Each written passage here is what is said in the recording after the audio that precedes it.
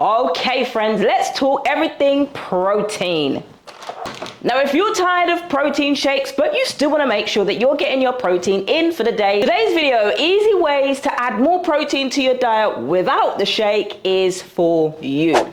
Today I'm breaking down super simple practical ways to add in more protein without the need of extra protein shakes. Before you come for me in the comment, I'm not saying protein shakes are bad, but in today's video I'm going to tell you how you can increase your protein through natural sources of food, and then if you want to, you can still use some shakes as a top up. So here's the thing, when it comes to protein is an essential macronutrient. You've got carbohydrates, proteins, fats, and also micronutrients, which are vitamins, all them good things. But you and I know that we might not get enough protein in our diet. So how do we do it without relying on shakes, protein powders, or even protein bars? Now these are great, but you want to focus on your protein sources from food as much as you can before we go to those things as protein bars and all them good things. So let's be honest, when it comes to protein shakes, you could probably only have one of these in a day before they send you to the toilet and you are doo-dooing out the contents in less than 5 minutes. So how do we load up on protein with real food? Well, firstly, let's take the good old trusty egg. See, these eggs are looking like the shape of my head. Now, one egg has about 6 grams of protein. So we tend to have 2 eggs or maybe 2.5 eggs or 3 eggs. Whoever has half an egg?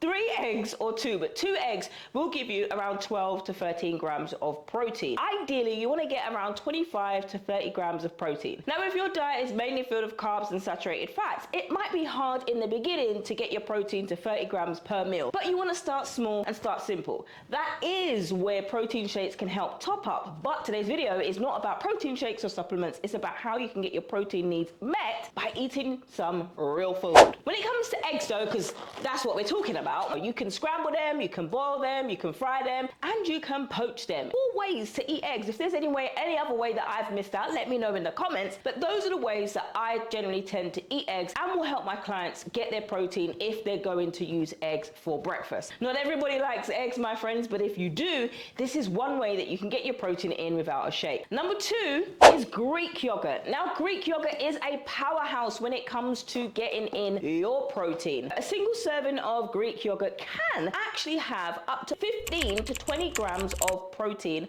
per serving. Now you can use this as a base for a yogurt parfait, add it to your smoothies, you can have a Greek bowl, you can have this as breakfast and flavor it with protein shake if you want to give it that bit more of protein, to increase it to at least 25 grams of protein if you want to. You don't have to. And also adding in some granola and some honey, just a little honey to make it even more tastier, because Greek yogurt on its own is an acquired taste. One of these things that I've been trying to make forever is this viral chopped up yogurt bar. Now I have used Greek yogurt, I used some organic blue agave, and I used some chopped strawberries that I got from Costco. I'm telling you, those strawberries were the best strawberries I've ever had in my life. I will link the video up there for you so you can have a look at the shorts to see the ingredients that I've made. If you're somebody who likes something sweet after dinner, this is semi-sweet chocolate chips, also from Costco, that listen, we might as well just call this whole dish from Costco, okay? Now number 3 is cottage cheese. Now whilst this might not be everybody's favorite, mine included, it does come packed with protein. Loads of people are adding in cottage cheese to their eggs, and I thought, let me try that. Girl, I didn't like it. I did not like it one bit. I don't like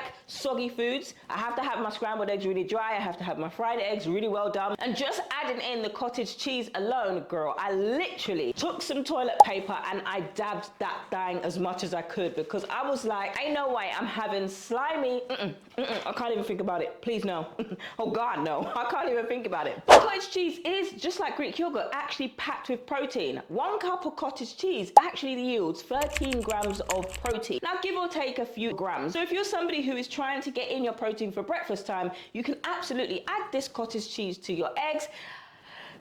But I am not a fan. And in fact, you can also have this as a sweet dessert. I'm not somebody who would. You can add some berries, cinnamon. You can try it as you like. Try it once like I did. I realized it's not for me, baby. Absolutely not. It's not for me. But for you, 13 grams of protein per half a cup, you might absolutely love it. Number 4 is lean meat and fish. Now, if you are somebody who is a meat eater, organic chicken breast, you don't have to get organic, but I have organic chicken breast, lean cuts of meat, lean beef, bison. These are things that you can get that are lean cut and come high in protein and minimal 3% or 5% fat. Look out for those. And you can even get that fire turkey mince with 3% or 5% fat. I actually got some from Aldi, and I was like, now wait a minute, Aldi are stepping up their game. I also got some farm-fed chicken thighs from there that were juicy. I made it with my jerk chicken, and that was all gravy, baby. When it comes to chicken breast, although it is very dry, it has around 25 grams of protein per 3-ounce serving. Now that's a lot of protein. I'm telling you, if you're gonna use yourself some chicken breast, make sure you season up that chicken breast and don't overcook it, because believe me, if you overcook chicken breast, I'm sorry, upgrade yourself to some chicken thighs, okay?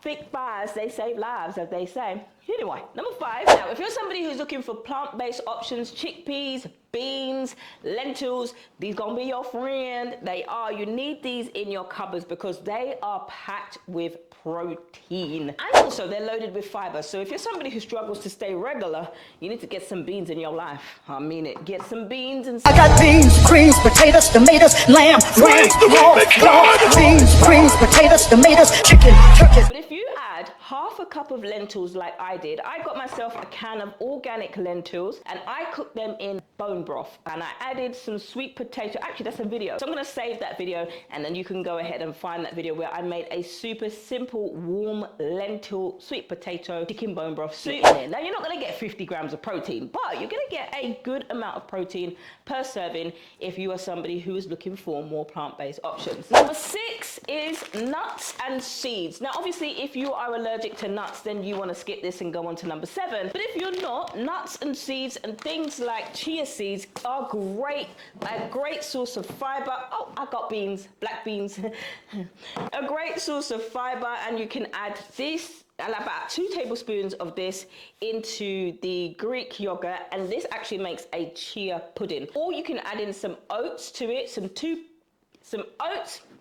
Let me get this right. You can get some oats. I don't have oats, obviously pretend this is oats. Then 2 tablespoons of chia seeds, and then you can add like a tablespoon of Greek yogurt. You might need to add a sweetener. You can add in a vanilla flavored protein powder if you want, and just give it a stir and let that set for 2 hours. Let me tell you, the consistency is not for the weak. If you're somebody like me who struggles with consistency and things being too soggy and whatever, then you might want to skip this. But I tried it, and the sweetener saved the day. If you're somebody who wants to be really healthy, this is something that's packed full of fiber and also protein. So there are so many different ways. You see how I'm just teaching you all of the things on this channel where you don't have to just rely on eggs. If you're sick and tired of eggs, girl, this is how you can get your protein into your daily life. Now, I know nuts might not seem like the heavyweight champions in the world of protein, but these are staples that you can include in your protein-based dish. As I've mentioned, these are organic cheeses. Now, you don't need to go and get organic. For me and my dietary needs, I require organic, okay? But anyway, in just 2 tablespoons, you can add up to at least 5 grams of protein. Not only does it keep you regular, it also contains protein. So you're increasing your protein take and you didn't even know. Number 7, I don't have any, but edamame and tofu are, if you are somebody who is completely plant-based or you want to have more plant-based options, these 2 are powerhouses in the plant-based world. A cup of edamame actually has 17 grams of protein. Now, if I liked edamame, this would be a staple in my diet, but I don't. And tofu, unfortunately, we don't have the soy-free version over here in the UK, but you can, if you're in the US, can get soy-free tofu. Soy, for me, it makes me bloat out like a bowling ball, and it is a no-go for me. But if you're somebody who wants to explore these, you can also have tempeh, seitan. Tell me why it's called that, I don't know. And that, can you believe it? That is the end of the video, friends. Can you believe it? With my proper English accent I have. Can you believe it? That's the end of the video. We've come to the end of today's video. I have loved recording this video. Let's come into the camera. Oh, hey, bud. Hey, girl. Hi.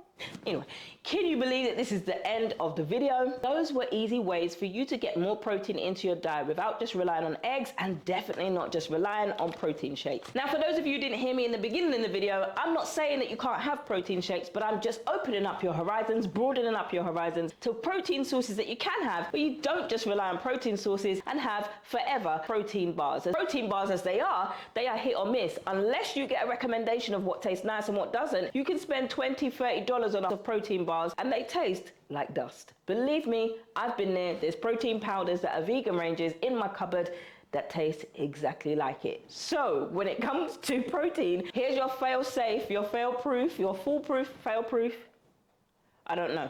But here are your fail-safe options where you can get it and you can add in your seasonings, baby. That right here is my seasoning cupboard.